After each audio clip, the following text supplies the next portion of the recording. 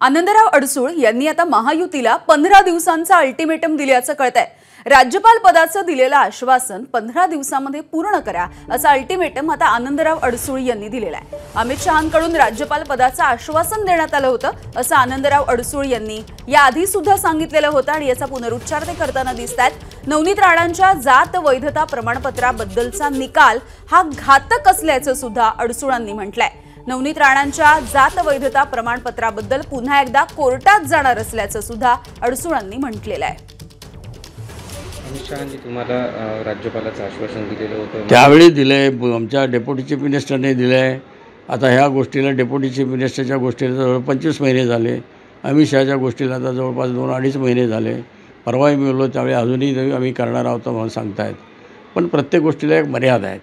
त्यामुळे एक 15-20 दिवस थांबेन आणि मी ते ॲप्लिकेशन करेन सुप्रीम कोर्टामध्ये।